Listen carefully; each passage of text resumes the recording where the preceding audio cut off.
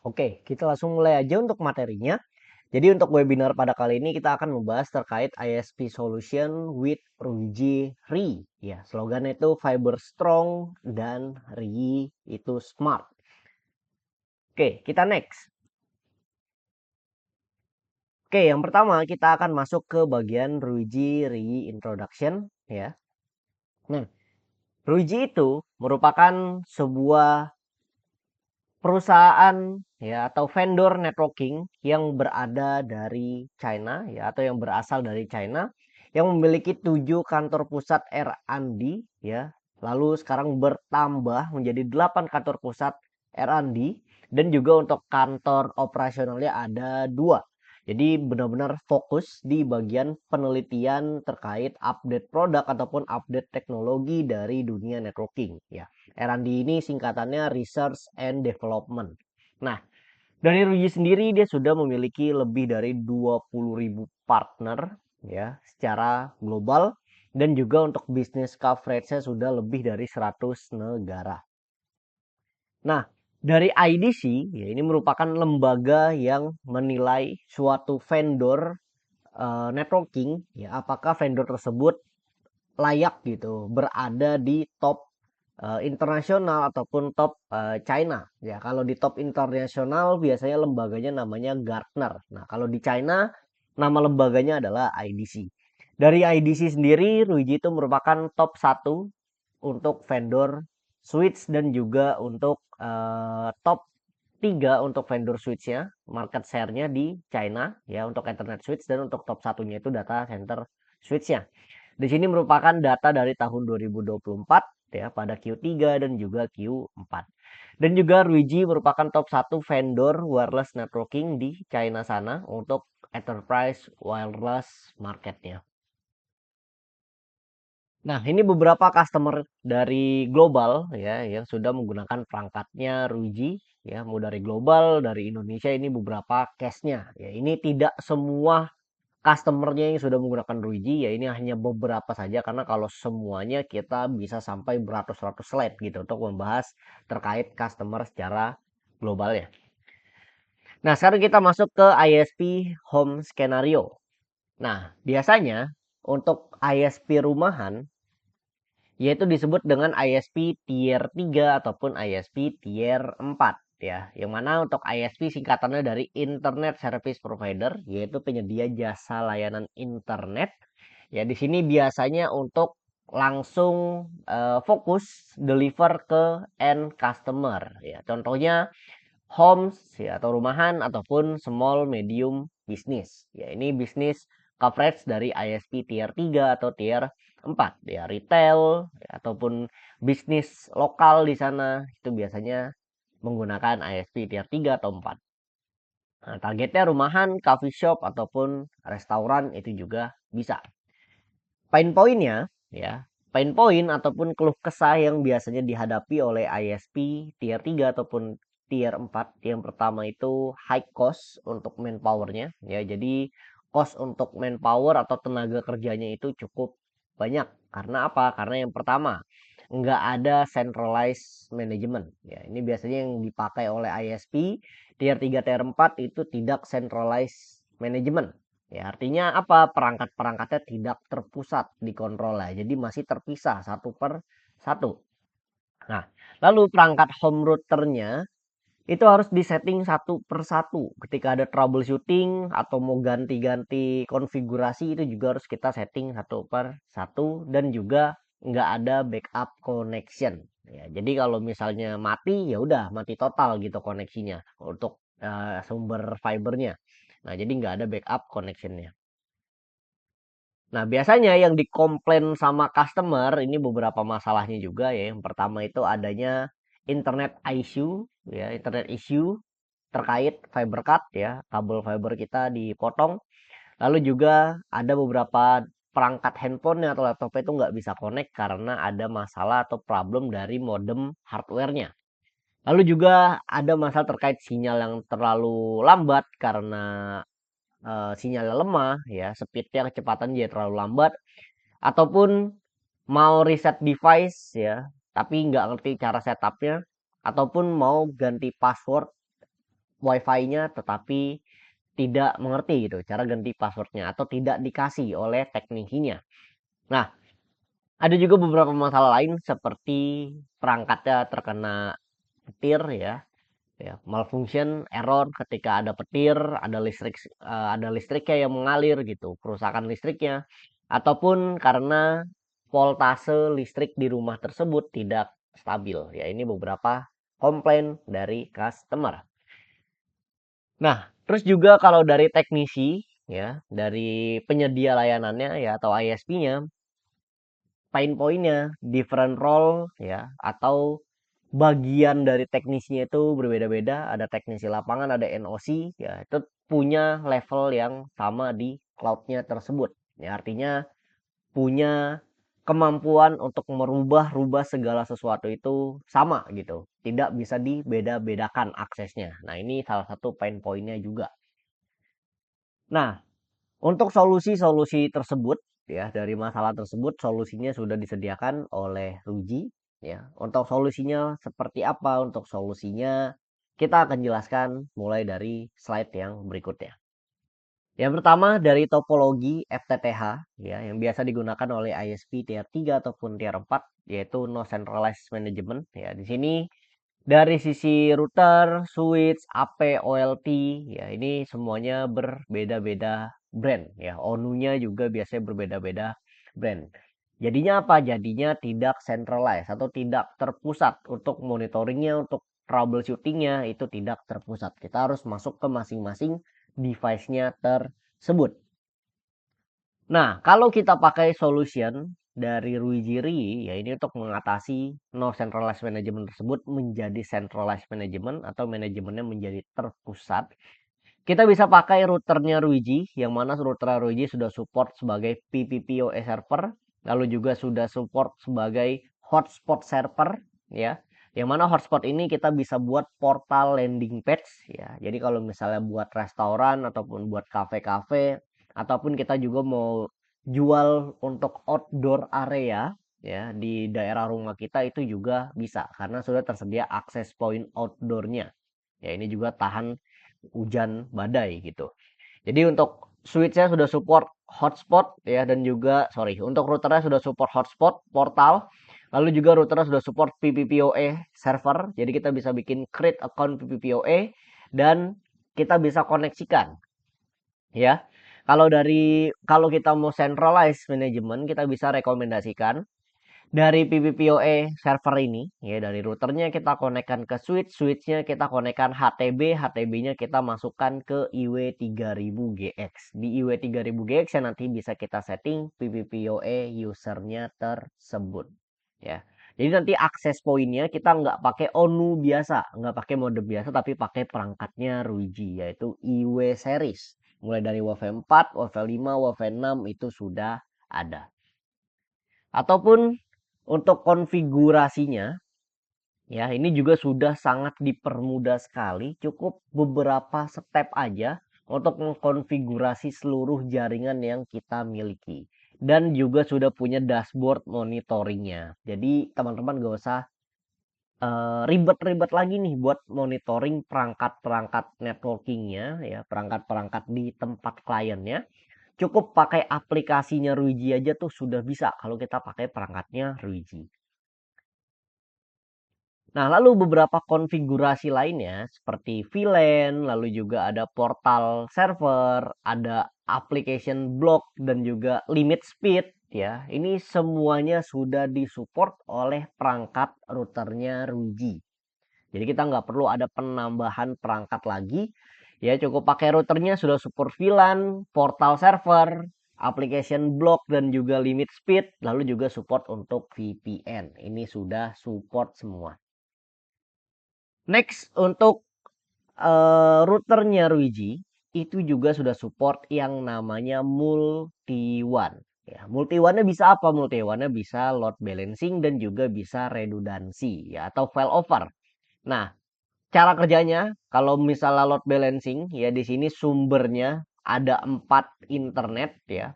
Ketika koneksinya semua lancar, dia bisa gabung semua bandwidth jadi 600 Mbps ya, 200 tambah 200 tambah 100 100. jadi 600 Mbps. Itu bisa dengan metode intelligent load balancing-nya atau smart load balancing-nya.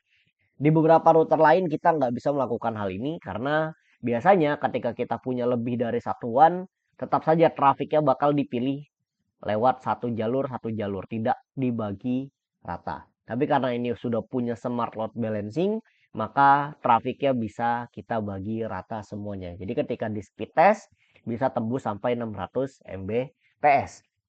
Nah, bahkan kalau misalnya ada error di beberapa linknya ya untuk one-nya tersebut bakal langsung otomatis failover secara seamless atau tidak terputus ya. Jadi tidak terputus untuk failovernya dan internet ya bakal tetap ada dengan aman.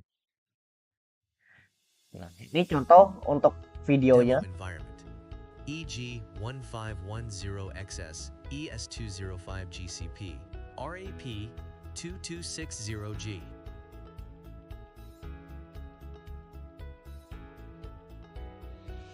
Set correct port configurations in WAN settings.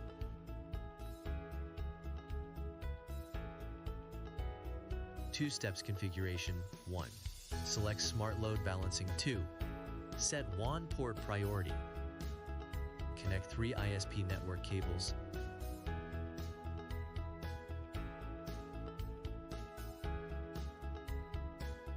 Three ISP links are working properly.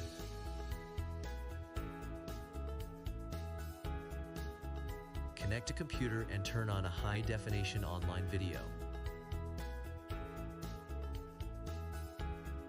Verify the port traffic. 10 and 11 are transmitting data simultaneously. Unplug 10 and 11.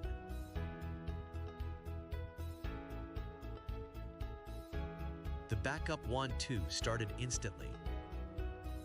The high-definition video continued to play seamlessly.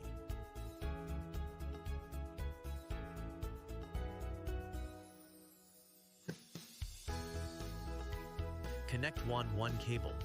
The traffic switched back automatically and WAN 2 stopped. The video still played with 0 latency.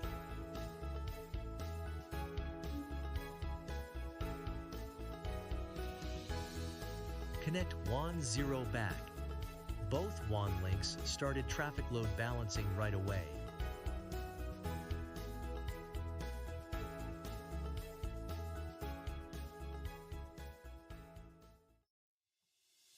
Start speed test when 3 ISP links connected. 17 megabits per second bandwidth in total. WAN 0 and WAN 1 aggregation. Unplug WAN 0. Only 9 megabits per second bandwidth left. The traffic turned to WAN 1.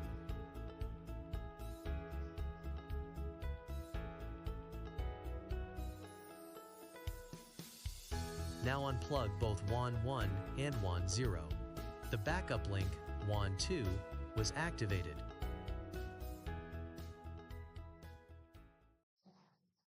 Nah, jadi seperti itu contoh gambaran konfigurasi perangkat routernya Ruiji untuk kebutuhan load balancing.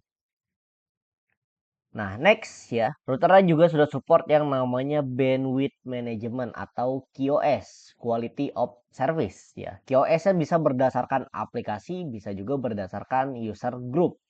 Berdasarkan aplikasi kita bisa mendefine ya beberapa aplikasi yang tidak diperlukan, kita bisa lakukan limitasi speed dan aplikasi-aplikasi penting ya contohnya untuk aplikasi meeting online kayak Zoom, Google Meet, Teams dan teman-temannya.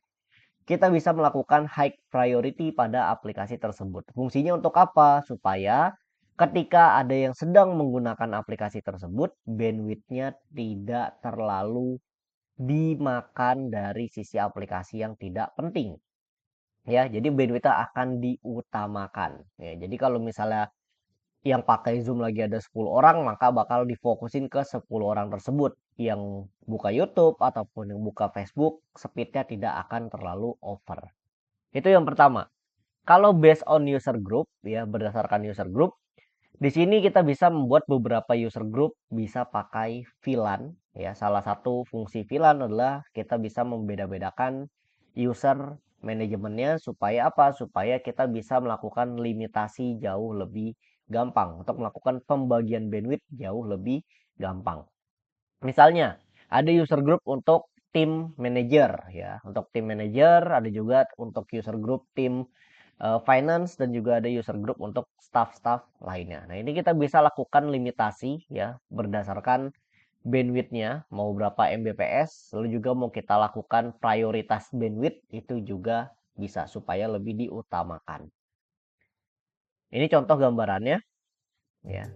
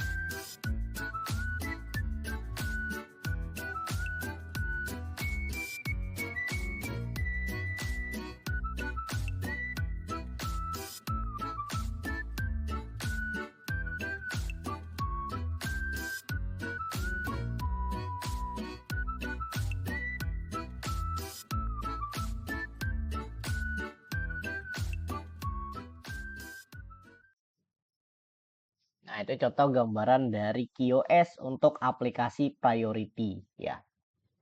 Next, ya di sini kita bisa melakukan portal server ya, pembuatan portal server dan pembuatannya pun mudah. Kita nggak perlu edit-edit HTML ya, kita cukup upload dan juga letakkan gambarnya di bagian background ataupun di bagian logo ya, ada upload logo, upload background, ini bisa kita rubah-rubah semau kita.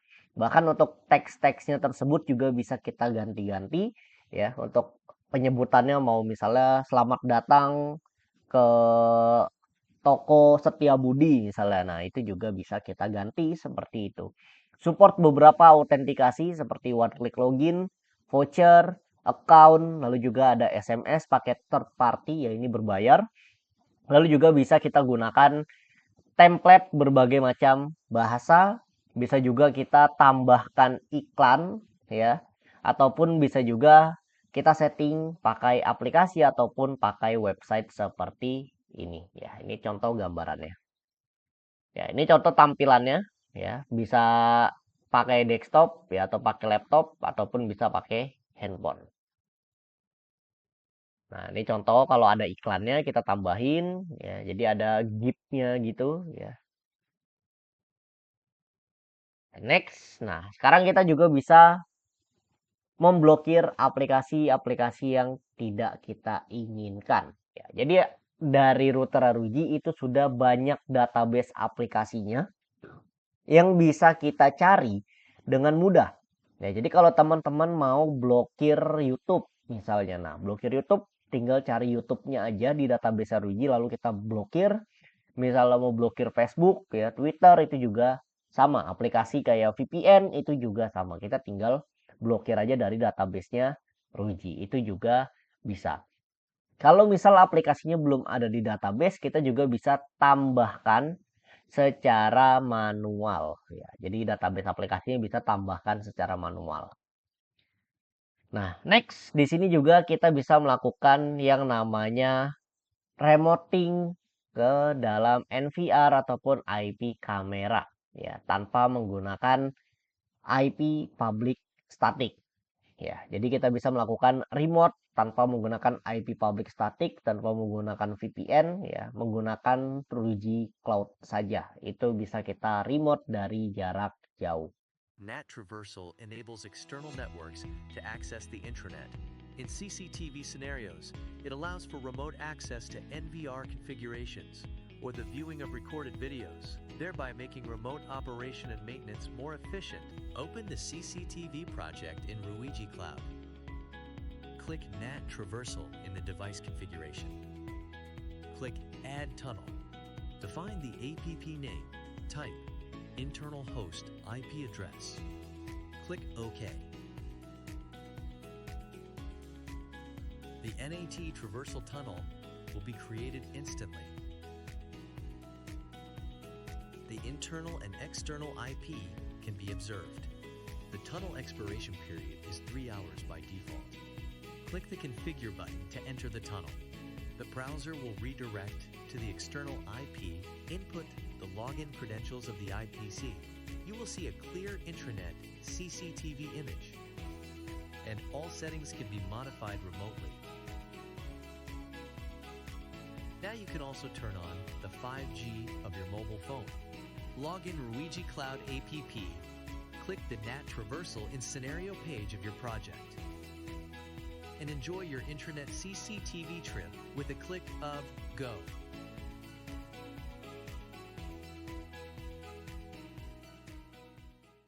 Oke, jadi itu gambaran NAT traversal ya. Kita nggak perlu IP public static, kita nggak perlu VPN, kita bisa melakukan remote ke dalam IP kamera kita, ke dalam NVR kita, selama IP-nya tersebut masih satu jaringan dengan perangkatnya Ruiji. Next, ya. Lalu selanjutnya ini adalah solution lagi ya dari Ruiji ya yang bisa memberikan centralized management ya. Jadi kalau misalnya kita tetap terapkan skenario OLT dan juga ONU dari brand lain ya, OLT dan ONU itu belum ada di Ruiji. Jadi kita bisa pakai brand lain dan ONU-nya kita nggak perlu pakai yang tipe antena. Kita cukup pakai tipe yang satu port Ethernet aja. Lalu Ethernet tersebut kita bisa koneksikan dengan perangkat home Wi-Fi-nya Ruiji atau IW seriesnya Ruiji. Atau kita juga bisa mentransmisikan cabling tersebut menggunakan wireless ya atau menggunakan radio. Jadi kalau misal jarak cablingnya terlalu jauh atau terlalu susah untuk cablingnya, kita bisa pakai opsi radionya Ruiji yaitu ada Air Metro series. Nah, kedepannya Ruiji juga bakal membuat yang namanya GPON. Ya, GPON-nya bentuknya kayak home wifi, cuman dia ada input untuk SC portnya. Ya, jadi ini on new. Ya, cuman kedepannya update ini masih belum tahu di tahun 2026 Q berapa. Cuman nantinya akan dibuat untuk yang GPON series. Jadi bukan home wifi biasa, tetapi memang GPON. Nah, next. Di sini untuk manajemennya kita juga bisa pakai Ruiji Cloud ISP. Apa itu Ruiji Cloud ISP? Ya, yang pertama, Ruiji Cloud ISP merupakan cloud dari Ruiji yang bisa mendashboardkan ataupun bisa memonitoring seluruh project yang kita miliki. Ya, lalu juga bisa kita mapping secara manual berdasarkan geografisnya. Karena apa? Karena perangkatnya nggak ada GPS. Jadi kita nggak bisa mapping secara otomatis. Kita harus mapping secara manual. Titik-titik dari project kita di mana aja. Nantinya dia bisa tergambar secara geografis. Lalu semua project kita bakal termonitoring di satu dashboard. Jadi memang Cloud ISP ini khusus untuk ISP yang ingin memulai bisnisnya jauh lebih mudah lagi dengan satu dashboard saja. Nah, ini kita ada video demonya ya. Jadi contohnya kita klik projectnya, lalu di sini kelihatan semua projectnya Ruiji yang sudah kita punya. Lalu ada device apa saja yang sedang aktif, yang sedang online ataupun yang sedang offline itu bisa terlihat dan juga ada kliennya ya, bahkan ada alarm kalau misalnya project kita ada yang sedang error. Ya, jadi ini semuanya termonitoring di dalam satu dashboard. Ya teman-teman nggak perlu capek-capek lagi buat ganti-ganti dashboard konfigurasi, dashboard monitoring itu nggak perlu capek-capek. lagi. Semuanya sudah termonitor di dalam Ruiji Cloud ISP. Bahkan bisa juga kita cari. Misalnya kayak berdasarkan nama device ataupun berdasarkan nama project ya. Mungkin kayak project Bapak Asep gitu misalnya. Nah, itu bisa juga kita cari. Next ya, solution dari keluh kesah atau dari pain point konfigurasi perangkatnya satu per satu. Di Ruiji Cloud ISP kita ada fitur yang namanya batch configuration dan juga ada batch upgrade. Jadi nggak perlu kita setting perangkatnya satu per satu lagi. Bagaimana caranya? Caranya contohnya seperti ini. Kita bisa lihat di Ruiji Cloud ISP ada yang namanya batch configuration ya. Di batch configuration ini kita bisa bikin template konfigurasinya mau seperti apa. Ya, contohnya untuk template buat ganti password project ataupun ganti password WiFi. Ya, itu bisa. Ataupun mau kita disable tombol reset perangkatnya. Ya, jadi kalau misalnya customer iseng mencet tombol reset itu nggak bakal terreset untuk perangkatnya. Jadi kita nggak perlu konfigur secara manual. Nah, itu contohnya. Ya, kita bisa buat template terlebih dahulu. Nanti setelah kita buat templatenya, kita bisa deliver ke project mana yang kita mau. Ya, contohnya seperti ini, kita bisa deliver ke project manapun yang kita inginkan. Ya, import berdasarkan Excel ataupun pilih project-project yang kita sudah miliki. Setelah itu kita tinggal klik save aja. Dan kalau ada perangkat yang tidak support, maka ada notifikasinya seperti itu. Nah, lalu kita tinggal tunggu project tersebut terdeliver secara otomatis untuk konfigurasinya. Nanti ketika sudah terdeliver secara otomatis, kita bisa cek dari sisi config-nya apakah sudah dieksekut atau sudah berhasil ataupun belum. Nah, kalau sudah sukses, maka sudah berhasil. Oke, next. Ya, jadi kita bisa melakukan batch config ya dari beberapa project sekaligus, tidak hanya satu per satu project ya. Ya, kita bisa daftarkan tugasnya, lalu kita pilih project tersebut. Lalu kita bisa impor juga pakai Excel untuk projectnya jika ada banyak. Nah, next ini adalah solution pain point lagi ya. Kalau misalnya kita nggak punya internet backup-nya. Ya, jadi kalau misalnya customernya butuh internet, tetapi dari sisi koneksi kabel fibernya itu tidak sampai. Nah, kita juga bisa pakai yang namanya IW300T. Karena apa? Karena IW300T dia sudah support SIM card. Ya, jadi kita bisa masukkan slot SIM card kita ke dalam perangkatnya dan perangkatnya bakalan mencari sinyal GSM dari kartu kita dan bakal mentransmisikannya menggunakan WiFi yang dia punya. Dan itu juga bisa kita monitoring dari cloud ISP tersebut. Next ya, kalau misalnya customer-nya sering komplain ya, di sini kita bisa kombinasikan ya file over dari sumber internet ONU kita yang sudah kita alirkan fiber dan juga modem GSM-nya ya atau IW300T tadi yang mana IW series yang sudah support GSM atau ada slot SIM card-nya. Kita lihat tes file over-nya.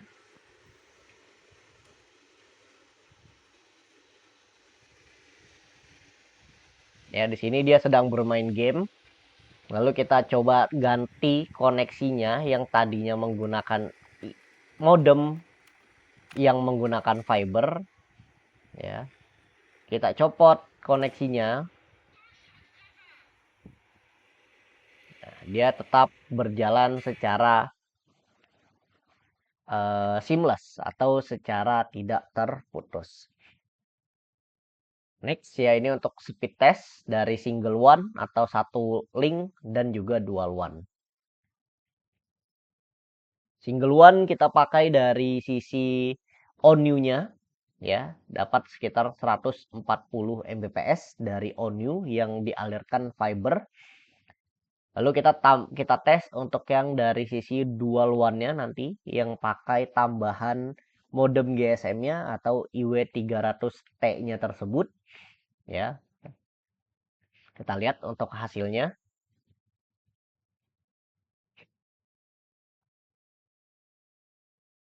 Nah, untuk pakai dual one ya dengan tambahan modem GSM tersebut.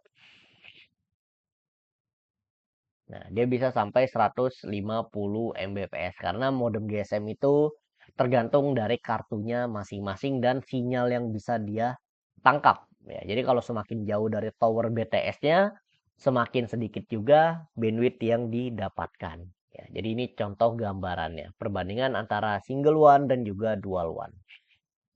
Next, ya. Lalu juga ada case sering di mana customer itu mau restart device-nya tetapi malah ke reset pabrik.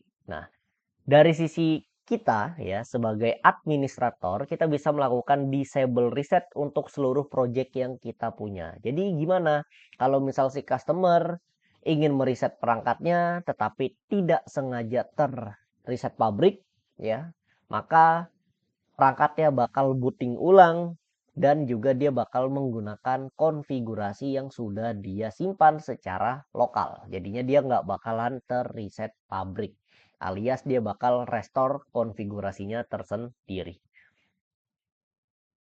Nah, contohnya kayak gimana? Contohnya kita bisa masuk ke dalam perangkatnya, kita masuk ke config, ada disable reset.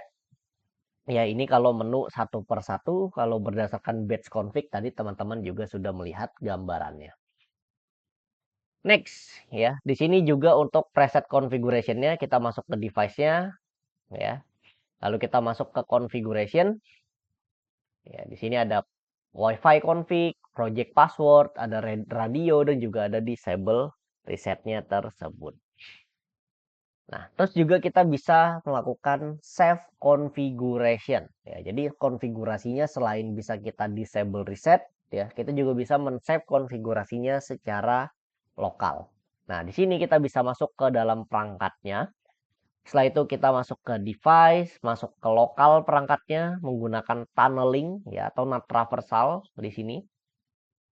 Nah, setelah kita masuk ke dalam lokal perangkatnya, kita bisa melakukan save configuration. Kita bisa backup filenya secara lokal. Sini saya cepatkan aja untuk videonya. Ya, ini agak lama dia.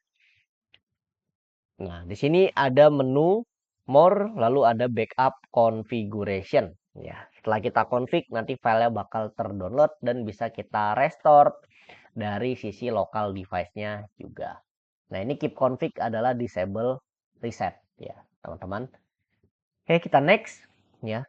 Next ya, di sini untuk customer yang misalnya mau ganti password WiFi atau lupa password WiFi-nya. Kita juga bisa melakukan sharing ya, izin sharingnya atau izin sharing device-nya. Lalu kita berikan aksesnya khusus untuk ganti password WiFi aja. Nah, kita bisa atur dari sisi Ruiji Cloud ISP. Caranya gimana? Caranya seperti ini. Kita masuk ke dalam projectnya, kita klik share, lalu kita berikan permission atau role tersendiri. Ya, misalnya end user. Nah, lalu di sini kita pilih end user dan untuk aksesnya bakal dikasih lihat dari klien sama settingan WiFi. Cukup dua itu aja yang kita setting untuk end user. Next ya, di sini untuk ganti password project ya. Ganti password project kita bisa lakukan dengan klik projectnya lalu ke configuration, di sini ada device password. Nah, kalau ini untuk yang WiFi password. Jadi dia ada dua, ada yang WiFi password untuk ganti password WiFi ataupun ada device password ya buat akses perangkatnya secara lokal di bagian sini. Nah, selanjutnya kalau misalnya sinyal WiFi-nya lemah ya. Jadi kalau misal sinyal WiFi lemah, dia nggak bisa yang namanya kontrol ya di rumahnya sendiri gitu. Nah, di sini ya kalau kita pakai modem ONU biasa, kita nggak bisa kontrol konfigurasinya dari jarak jauh untuk memperkuat sinyal ya. Dan juga memang spesifikasi dari perangkat modem ONU itu antenanya kecil. Di Ruiji kita ada seri IW series yang mana ada yang versi Pro. Versi Pro ini dia sudah support yang namanya chipset FEM atau front end module. Yang mana FEM ini adalah chipset penguat sinyal, dan chipset penguat sinyalnya itu ada di masing-masing antena yang dimiliki oleh perangkatnya tersebut. Ya, jadi kalau untuk yang IW1200G Pro, ya pokoknya ada Pro-nya ini berarti dia ada chipset FEM-nya. Dia punya 4 chipset FEM yang terkoneksi ke dalam masing-masing antenanya tersebut dibandingkan brand lain yang tidak punya chipset FEM. Nah, ini contoh gambaran perbandingannya ya. Ada videonya, saya coba setel. Hello everyone. Welcome to our real-world speed test comparison video. Today we're comparing the performance of the EW6000GX and another brand's Wi-Fi 6 5400M Wi-Fi router. First, we'll test Wi-Fi speeds on a mobile phone in a real home environment. Then, we'll evaluate the gaming experience on a computer connected to the EW6000GX's gaming port and compare it to the normal LAN port on the other router. Let's dive in.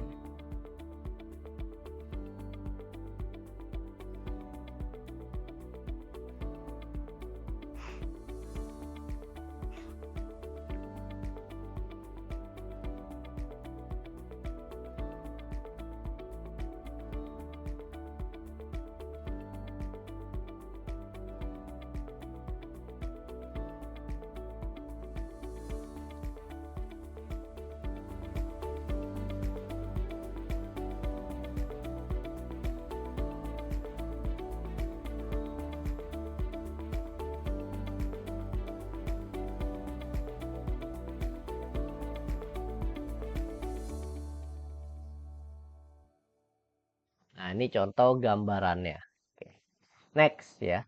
Di sini untuk beberapa spot ya atau beberapa area yang misalnya sinyalnya lemah, perangkat teruji itu juga sudah support yang namanya mesh. Mesh ini bisa mengambil sumber internet tanpa menggunakan kabel. Jadi nggak perlu tarikan kabel lagi, dia bisa menggunakan sinyal WiFi perangkat lainnya ya untuk melakukan mesh tersebut. Contohnya gimana? Gambarannya seperti ini.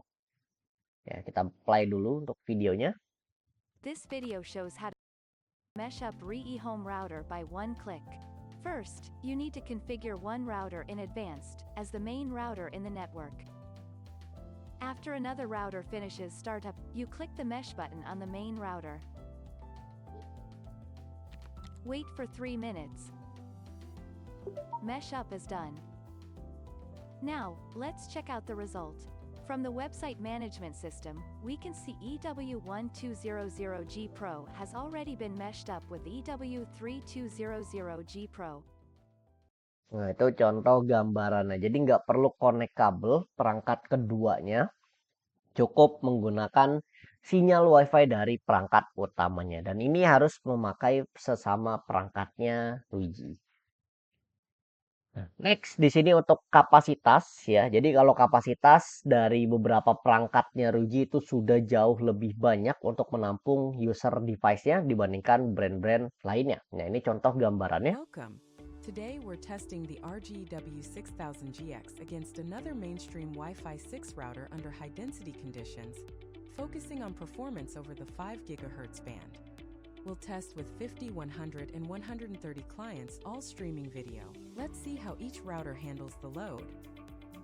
At 50 clients, both routers are stable and all phones stay connected. The other router hits its limit at 88 clients, failing to connect more. In contrast, the RGEW6000GX connects to all 110 clients smoothly. The RGEW6000GX even runs smoothly with 132 connected clients. Our lab test limit is 132 clients, but the router can support far more. We observed that the other Wi-Fi 6 router hits its limit at 88 clients, while the RGEW6000GX remains under capacity.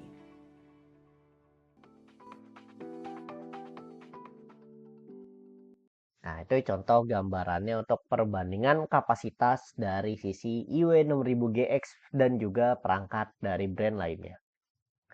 Nah, selanjutnya kita bisa melakukan remote reboot ya. Jadi kalau misalnya ada perangkat yang mungkin sedikit ngehang ya atau lemot ya ibaratnya, kita bisa melakukan remote reboot dari jarak jauh.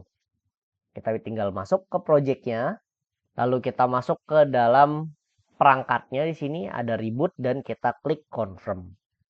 Ya, jadi perangkatnya nanti bakal ke reboot secara otomatis atau ke restart secara otomatis. Next, kalau misalnya perangkatnya terkena listrik ya, dari sisi voltase yang tidak stabil ataupun dari sambaran petir ya, jadi ada source-nya di aliran listrik rumah kita ya, bahkan ini bisa merusak perangkatnya tersebut ya. Nah, next di sini biasanya kalau misalnya perangkatnya Ruiji itu sudah ada 6 kV source protection, jadi kalau ada aliran listrik dari sambaran petir itu nggak bakal langsung rusak perangkatnya, tapi dia bisa menahan sampai kekuatan 6 kilovolt. Contohnya kayak gini. This video demonstrates the 6 kilovolt surge protection capabilities of the RGEW1300G router compared to a 1300M router from another brand without surge protection. Thunderstorms can cause voltage surges in the wires, potentially disrupting the operation of routers. All RayG Array home routers feature enterprise-grade power adapters that provide 6 kV surge protection. To simulate a lightning strike scenario, a surge generator was used to produce a 6 kV voltage. Both routers operated normally before the test, and mobile phones connected to them without issues. During the simulated lightning strike, the RGEW1300G continued to function properly, while the 1300M router from another brand stopped working. The comparison shows that the 6 kV surge protection in RayG Array home routers ensures a more stable experience. Nah, itu contoh gambarannya dari sisi perangkatnya Ruiji yang sudah support 6 kV surge protection. Nah, lalu juga untuk unstable voltage ini juga sama ya. Jadi kalau kita cek untuk videonya, ini sama untuk listrik tidak stabil ya. Untuk video pengetesannya tersebut. Ya, kalau ini tidak ada suaranya. Oke.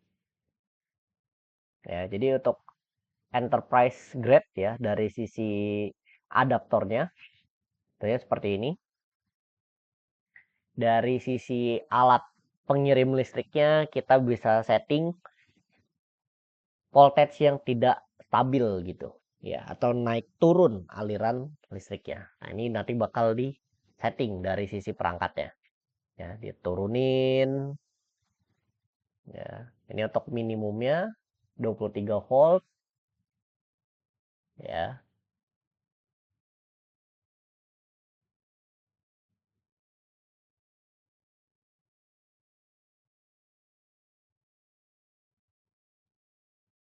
Nah, next untuk perangkat-perangkatnya Ruiji ya, di sini untuk dari sisi lini produk routernya, yang pertama itu kita punya EG 1500 ya, ini untuk 1500 klien, ada EG 700 untuk 700 klien.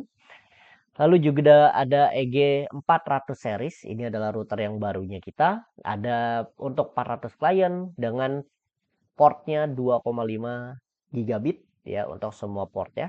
Lalu juga ada EG 300, 200, dan 100. Jadi penamaannya gampang. Kalau misalnya kita punya kebutuhan untuk 100 klien, kita bisa pakai EG 100 series, 200 klien 200 series, sampai yang 1500 klien.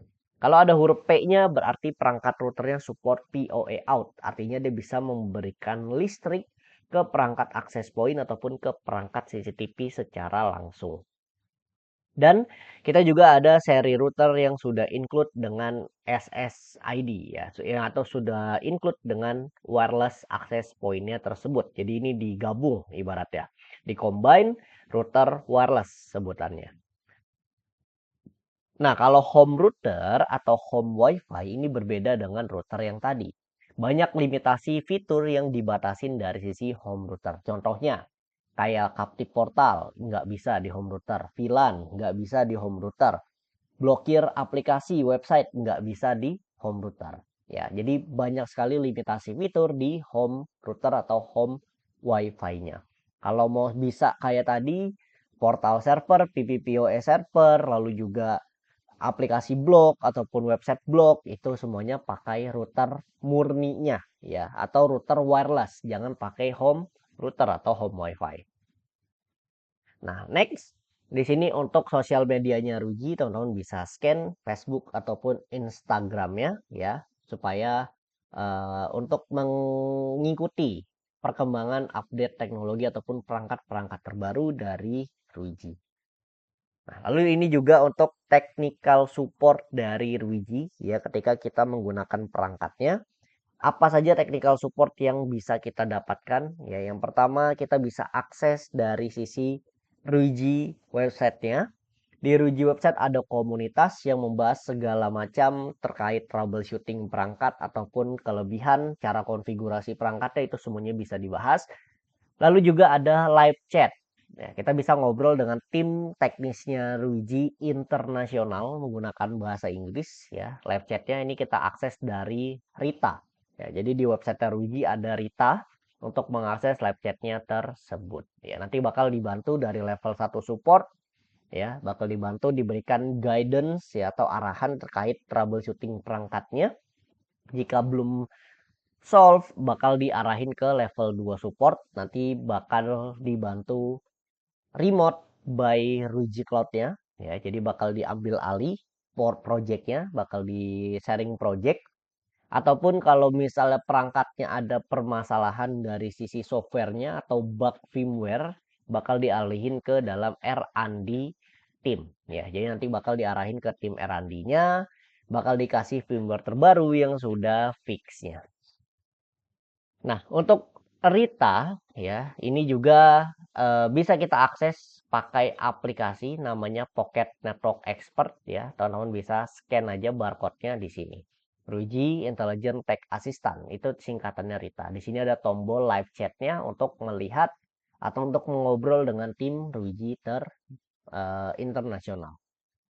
Nah, untuk materinya sudah selesai, tetapi teman-teman kita akan melakukan demo project-nya ya. Jadi teman-teman kita akan melakukan demo project-nya setelah kita melakukan check-in absensi lagi. Jadi kalau tadi di awal teman-teman yang sudah datang duluan sudah melihat check-in absensinya, di akhir saya akan berikan check-in absensi terlebih dahulu. Setelah itu baru kita masuk ke dalam demo konfigurasi perangkatnya ya. Supaya apa? Supaya teman-teman dapat memiliki akun Ruji Cloud-nya secara permanen. Oke, kita akan masuk ke dalam sesi check-in-nya terlebih dahulu.